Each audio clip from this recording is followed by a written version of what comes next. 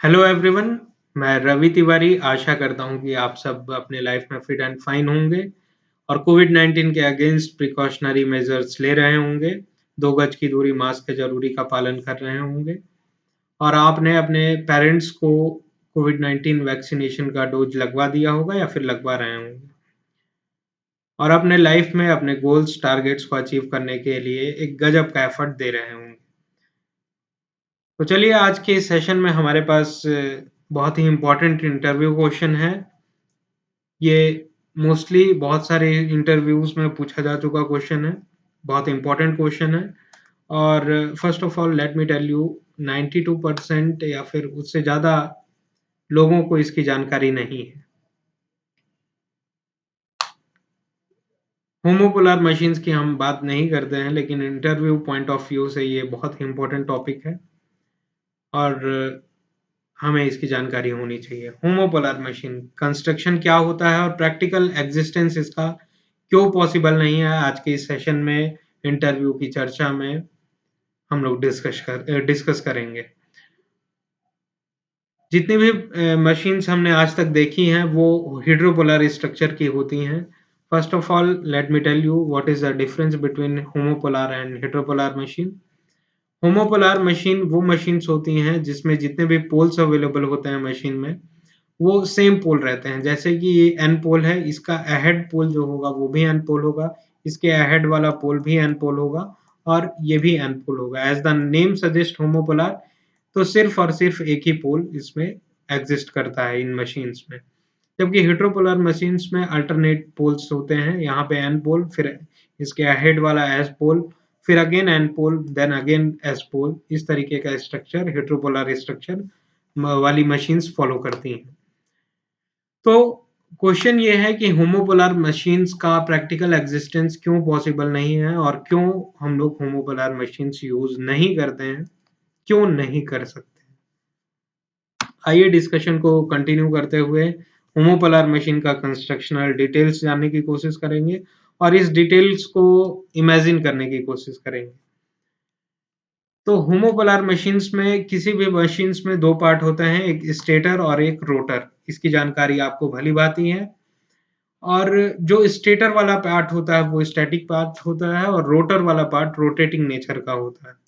इसकी भी जानकारी है आपको। अब इसका एग्जांपल और इसका कंस्ट्रक्शन मैं आपको इमेजिन कराने की कोशिश करूंगा कि ये अगर पार्ट है आपका स्टेटर, इसको स्टेटर अज्यूम करिए। तो इस स्टेटर में ये वाला जो पार्ट है ये भी एक स्टेटर की तरह ही बिहेव करेगा। ये कंप्लीट स्ट्रक्चर स्टेटर है। नॉर्मली मशीन से इसका कंस्ट्रक्शन डिफरेंट है, क्योंकि हेटेरोपोलर मशीन का स्ट्रक्चर होता है उससे होमोपोलर मशीन थोड़ा डिफरेंट है कंस्ट्रक्शन में। तो ये स्टेटर पार्ट हो गया, प्लस ये पार्ट, प्लस ये वाला पार्ट, ये पूरा कंस्ट्रक्शन स्टेटर का है।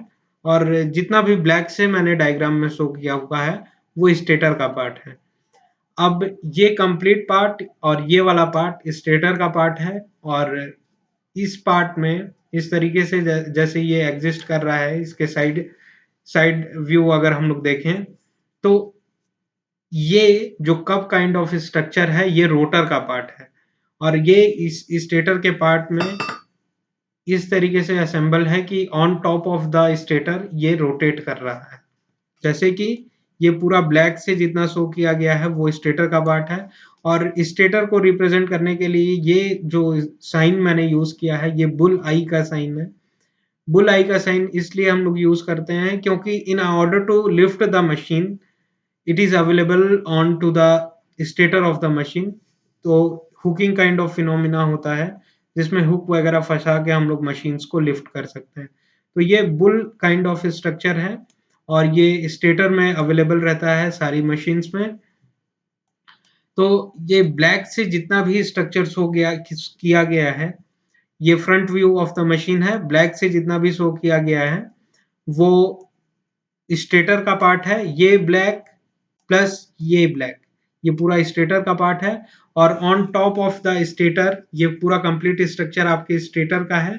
ये पूरा कंप्लीट स्ट्रक्चर स्टेटर का है और on top of the stator ये रोटर आपका इस तरीके से कपिंग फिनोमिना में फिक्स्ड है और ये rotor on top of this stator rotate करने की रोटेट करता है।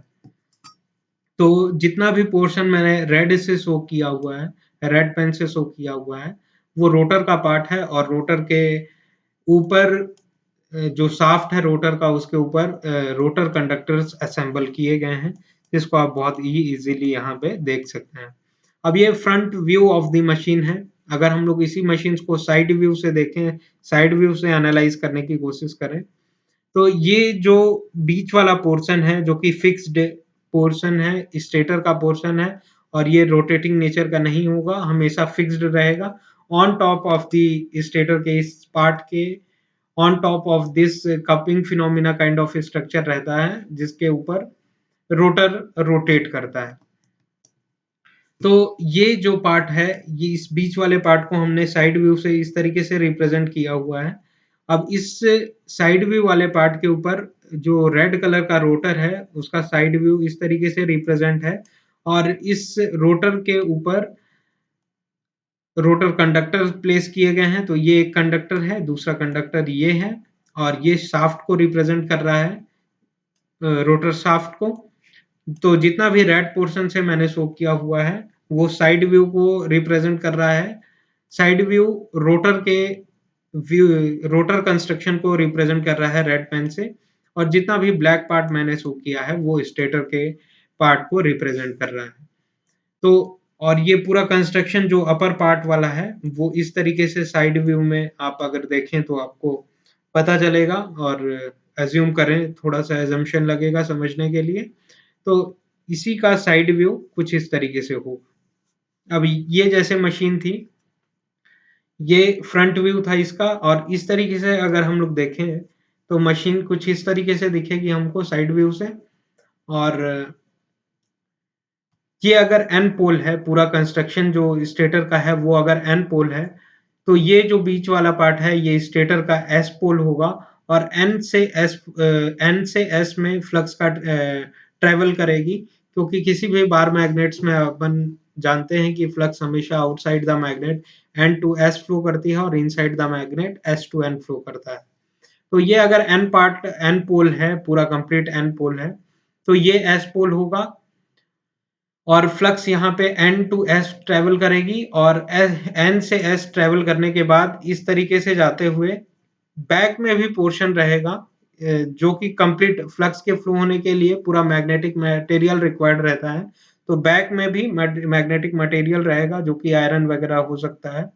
तो इस तरीके से फ्लक्स फ्लो करते हुए अपना पाथ इस तरीके से कंप्लीट करेगी। आप एजम्पशन एज्यूम करिए, थोड़ा आपको एज्यूम हो जाएगा, आप समझ जाएंगे चीजों को। तो इस तरीके से एन से एस में फ्लक्स जाएगा, और फिर ये अपना पाथ कुछ इस तरीके से स्टेटर के फ्रेम से होता हुआ कंप्लीट करेगा। एन से एस एस में फ्लक्स फ्लो करेगा, और फिर ये एस पोल से होता हुआ, ये बॉडी आयरन बॉडी से होता हुआ फिर से एन पोल में जाएगा, और फिर एन से एस इस तरीके से वो फ्लक्स अपना पाथ कंप्लीट करेगा। तो ये हो गया कंस्ट्रक्शन। रेड पेन से जितना भी कंस्ट्रक्शन है वो रोटर का कंस्ट्रक्शन है, और ब्लैक से ये side view of the stator है, और ये front view of the stator है। तो चलिए फर्दर एनालाइज करते हैं। और जैसा कि ये होमोपोलर मशीन है, तो केवल और केवल एन पोल रहेंगे स्टेटर में, एस पोल यहाँ पे नहीं रहेगा, क्योंकि जो ये अगर एन पोल है तो इसके अहेड वाला भी पोल एन पोल ही होगा, इसके अहेड वाला भी एन पोल होगा, और सेम पोल स्टेटर में होंगे। और यहाँ पे जो middle part of the stator है वो एस पोल होगा, S pole construction by construction ही होगा एस पोल। इलेक्ट्रोमैग्नेट्स ऑब्वियसली ये इलेक्ट्रोमैग्नेट्स ही रहेंगे, और on top of this rotor assembly रहेगा इस तरीके से, और रोटर के ऊपर रोटर कंडक्टर्स प्लेस किए जाएंगे। चलिए नेक्स्ट स्लाइड में चलते हैं। होमोपोलर मशीन्स में just let me tell you. तो इस मशीन के कंस्ट्रक्शन तो आप समझ गए, और ये जो कंडक्टर है, ये कंडक्टर जितने भी कंडक्टर्स हैं rotor conductors, always N to S flux flow करेगा, इस तरीके से N to S flux flow करेगा, और हर तरीके से N to S flux flow करेगा। और ये जो कंडक्टर है जब टॉप में देखेगा तो हमेशा N से S में फ्लक्स फ्लो करते रहेंगे और एक कांस्टेंट फ्लक्स ही उसको हमेशा हर तरफ से मिलेगा, क्योंकि पोल्स तो चेंज हो नहीं रहे हैं, नहीं हो रहे हैं। N to S alternating poles तो है नहीं, केवल कांस्टेंट पोल्स बने हुए हैं, इसीलिए फ्लक्स का अमाउंट भी जो है वो कांस्टेंट बना रहेगा। और हम लोगों को मालूम है कि EMF induced in any conductor, coil की बात दूसरी होती है, मैं कंडक्टर की बात कर रहा हूं कि ईएमएफ किसी भी कंडक्टर में डायरेक्टली प्रोपोर्शनल होता है फ्लक्स डेंसिटी के,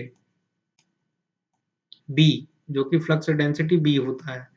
तो ईएमएफ किसी भी कंडक्टर में फ्लक्स डेंसिटी के डायरेक्टली प्रोपोर्शनल होता है, इसीलिए ये जो N to S flux flow कर रहे हैं और ये कंडक्टर जब भी ऊपर देखेगा तो उसको एन से एस में पोल फ्लक्स जाती हुई दिखेंगी और एक कांस्टेंट फ्लक्स दिखेंगी हमेशा, क्योंकि ये रोटर जो है वो रोटेटिंग मोशन में है, इस तरीके से रोटेट करता रहेगा और जब भी अपने टॉप पे देखेगा, टॉप पे देखेगा, टॉप पे देखेगा, टॉप पे देखेगा, तो उसको same amount of flux experience होगा, जिसके कारण प्योर डीसी ईएमएफ इंड्यूस होगा। यहाँ पे आपको किसी भी कम्यूटेटर की यहाँ पे आवश्यकता नहीं है, किसी भी रेक्टिफायर की आवश्यकता नहीं है डीसी में कन्वर्ट करने के लिए।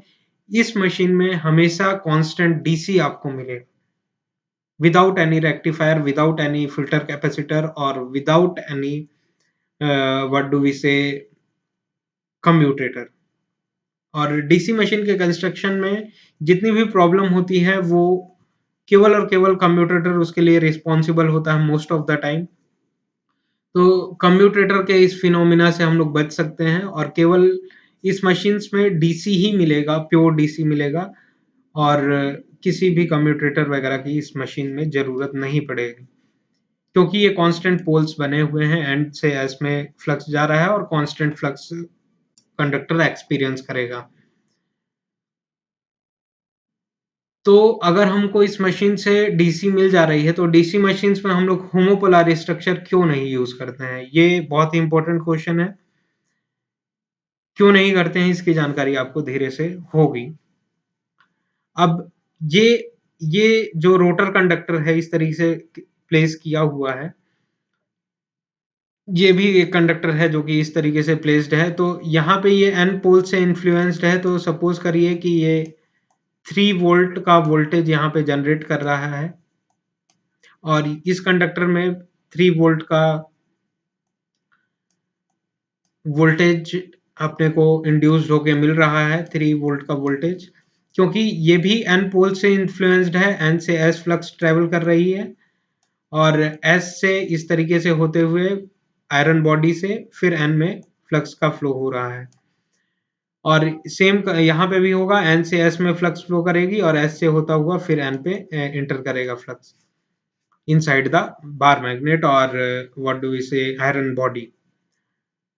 तो सेम यहाँ पे जो पोलैरिटी होगी इस कंडक्टर में 3 वोल्ट इंड्यूस जो हुआ है वोल्टेज, वही पोलैरिटी यहाँ पे भी होगी, क्योंकि पोल्स जो हैं वो स्टैटिक एन और एस पोल्स स्टैटिक बने हुए हैं, अल्टरनेटिंग पोल्स नहीं है, इसीलिए जो पोलैरिटी वोल्टेज की यहाँ पे इंड्यूस होगी सेम पोलैरिटी यहाँ पे इंड्यूस्ड होगी।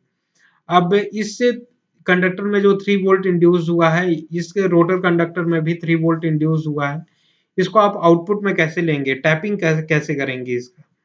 तो टैपिंग के लिए अगर हम लोग बैक टू बैक कनेक्शन करते हैं इस मशीन में, back to back in the sense कि बैक से इस रोटर कंडक्टर को ज्वाइन कर देते हैं और यहाँ से अगर वोल्टेज हम लोग टैप करना चाहें तो कितना वोल्ट अपने को मिलेगा। अब इस तरीके से देखिए तो ये पॉजिटिव 3 वोल्ट मिल रहा है, अगर अगर ये नेगेटिव 3 वोल्ट है तो ये पॉजिटिव 3 वोल्ट, इस तरीके से अगर आप केवीएल लिखें तो टोटल वोल्टेज यहाँ पे 0 अपने को मिलेगा, 0 वोल्ट मिलेगा, क्योंकि एक दूसरे को ये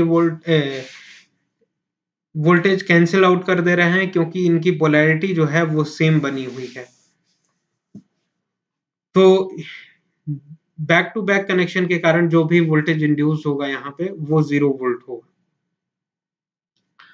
और इसीलिए होमोपोलर मशीन में back to back connection possible नहीं होता है। हम लोग mostly back to back connection use नहीं करते हैं, क्योंकि back to back connection use करने के कारण जो वोल्टेज अपने को मिलता है, आउटपुट वोल्टेज जो रिक्वायरमेंट रहता है मशीन का, वो 0 वोल्ट मिलेगा रोटर्स में। तो अगर हम लोग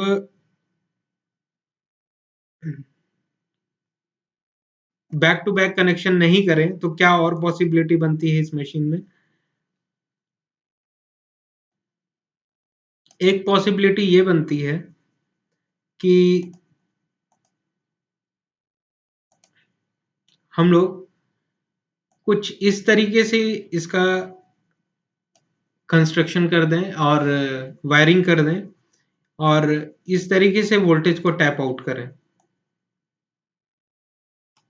तो यहाँ पे इनिशियली जो कि ये एन पोल से इन्फ्लुएंस था, इसीलिए यहाँ पे 3 वोल्ट इंड्यूस हो रहा था वोल्टेज, और सेम पोलैरिटी वोल्टेज की यहाँ पे भी बनी हुई थी जो कि 3 वोल्ट था।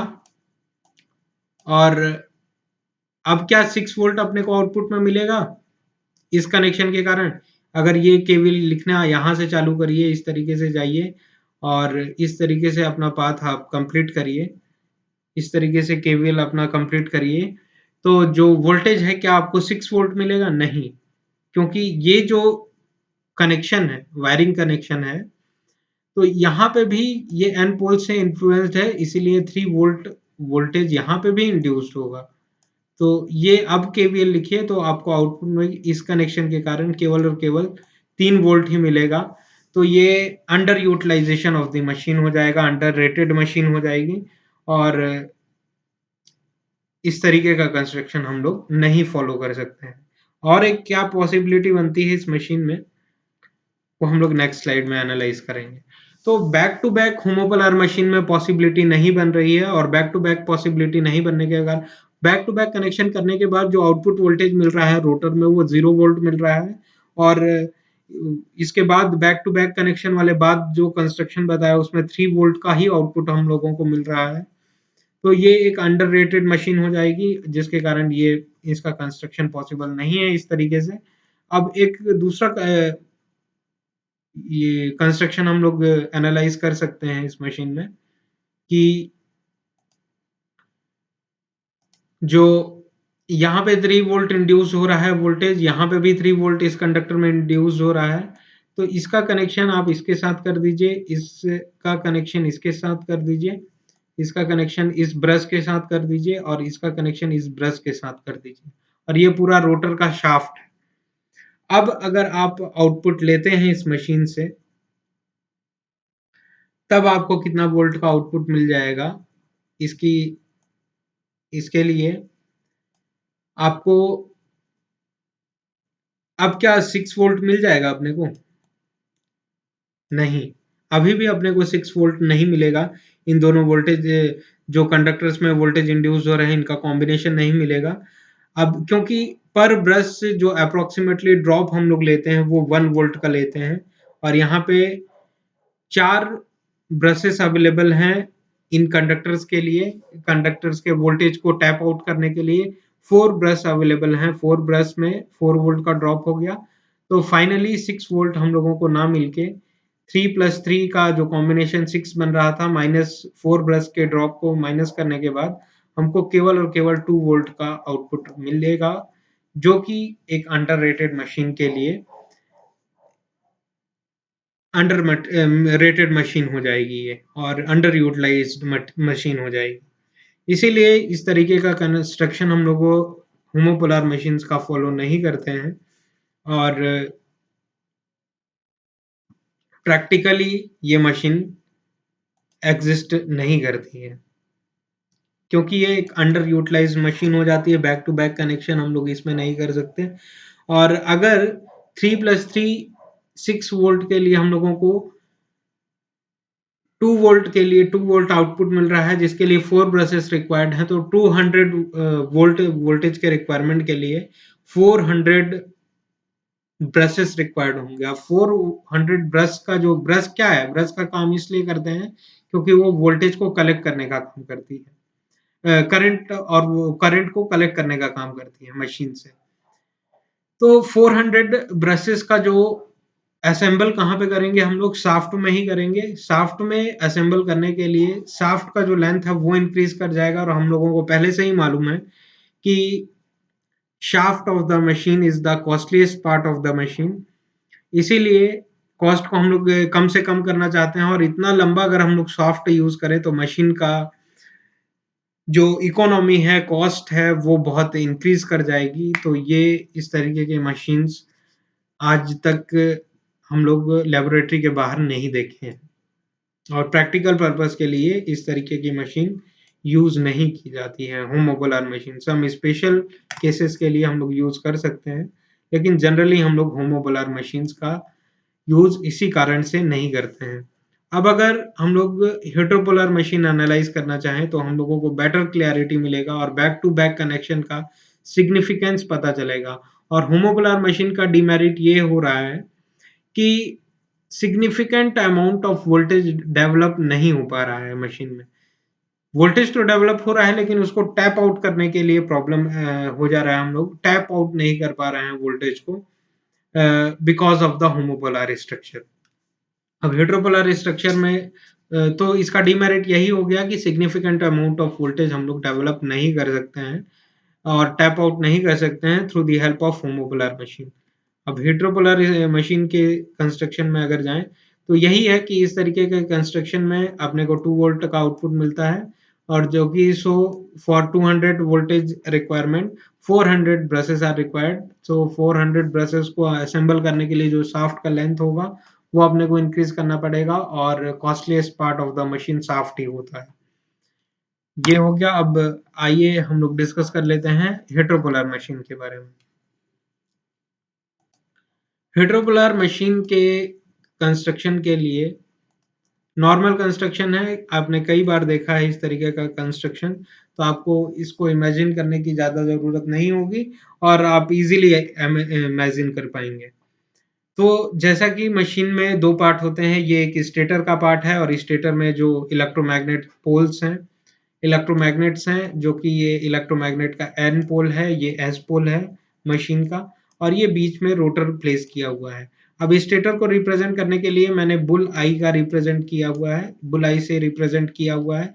बुल आई का कलर ब्लैक है, इसीलिए जितना भी पार्ट ब्लैक से शो किया हुआ है मैंने वो स्टेटर का पार्ट है। In order to lift the machine we use bull eye kind of phenomena. So therefore for the representation of a stator we generally use bull eye। और rotor के रिप्रेजेंटेशन के लिए हम लोग शाफ्ट की का यूज करते हैं। ये की काइंड ऑफ फिनोमिना होता है, जिसके कारण जो शाफ्ट असेंबल करते हैं रोटर में वो स्प्लिट होने के खतरे से बच जाता है और स्प्लिट नहीं होता है, ये की काइंड ऑफ फिनोमिना के कारण। तो ये स्टेटर का पार्ट हो गया, इलेक्ट्रोमैग्नेट्स हो गया स्टेटर के, और ये रोटर का पार्ट हो गया। रोटर में ये 3D व्यू में इमेजिन करने की कोशिश करिएगा कि ये पूरा आपका रोटर का पार्ट है और ये पूरा स्टेटर का पार्ट है। ये पूरा आपका स्टेटर का पार्ट है और इसके अंदर जो है वो रोटर, ये रोटर है। इस तरीके से रोटर असेंबल किया हुआ है, और इस रोटर में ये 3D फिनोमिना में हम लोग एज्यूम कर रहे हैं। और यहाँ पे एक कंडक्टर 3 वोल्ट का प्लेस किया हुआ है, और यहाँ पे एक कंडक्टर प्लेस किया हुआ है। अब ये जो कंडक्टर है ऑलवेज ये एन पोल के एन पोल से इन्फ्लुएंस्ड है, और ये जो कंडक्टर है ये एस पोल से इन्फ्लुएंस्ड है। इसीलिए जो यहाँ पे वोल्टेज इंड्यूस होगा उसकी पोलैरिटी प्लस माइनस 3 वोल्ट है, और एस पोल से ये इन्फ्लुएंस्ड है, इसीलिए इसकी जो पोलैरिटी है इस के पोलैरिटी से अपोजिट है। और यहाँ पे प्लस है, यहाँ माइनस है, जबकि यहाँ पे प्लस था, यहाँ माइनस था। तो ये एन पोल से इन्फ्लुएंस्ड था, इसीलिए 3 वोल्ट इंड्यूस कर रहा है वोल्टेज। ये एस पोल से इन्फ्लुएंस्ड है, इसीलिए 3 वोल्ट इंड्यूस कर रहा है। और इनका बैक टू बैक कनेक्शन अगर हम लोग करें, back to back connection provide करें, तो इजीली हम लोग इस कंडक्टर से, रोटर कंडक्टर से 6 वोल्ट का वोल्टेज हम लोग टैप आउट कर सकते हैं। क्योंकि ये अगर सीरीज में इस तरीके से केवीएल अप्लाई करें हम लोग, तो ये minus two plus voltage rise हो रहा है, और फिर again minus two plus voltage rise हो रहा है, तो प्लस 3 वोल्ट 6 वोल्ट का वोल्टेज आउटपुट हम लोगों को मिल जाएगा। अब बैक टू बैक कनेक्शन को बेटर समझने के लिए ये एक कंडक्टर था, ये एक कंडक्टर था, ये एन पोल से इन्फ्लुएंस था, ये एस पोल से इन्फ्लुएंस था, इसीलिए इनकी पोलैरिटीज डिफर कर रही है। और अगर हम लोग बैक टू बैक ये कनेक्शन प्रोवाइड कर दें तो इजीली टैप आउट हम लोग 6 वोल्ट का वोल्टेज कर सकते हैं, क्योंकि यहाँ पे अगर केवीएल अप्लाई करें तो यहाँ वोल्टेज राइज हो रहा है, फिर इस ऐसे करके केवीएल अप्लाई करें तो यहाँ पे भी वोल्टेज राइज हो रहा है, इसीलिए 3 वोल्ट प्लस 3 वोल्ट 6 वोल्ट का आउटपुट हमको इजीली मिल जाएगा।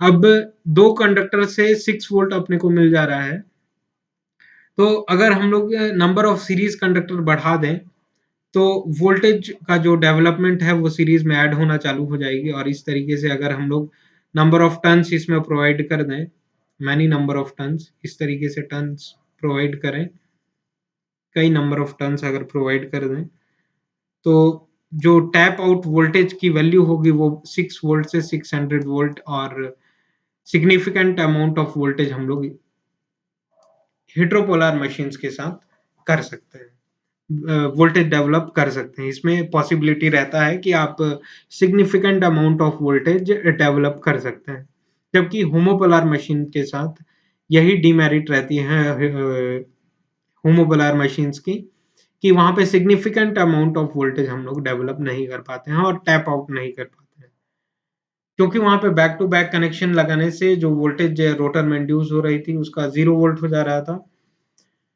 क्योंकि जो रोटर कंडक्टर था वो एन पोल और नीचे वाला कंडक्टर भी एन पोल से ही इन्फ्लुएंस था, जबकि यहाँ पे ऊपर वाला कंडक्टर एन पोल से इन्फ्लुएंस्ड है, नीचे वाला कंडक्टर एस पोल से इन्फ्लुएंस्ड है। तो easily back to back connection से एडिंग नेचर का वोल्टेज हम लोग जनरेट और डेवलप कर सकते हैं, significant amount of voltage develop कर सकते हैं।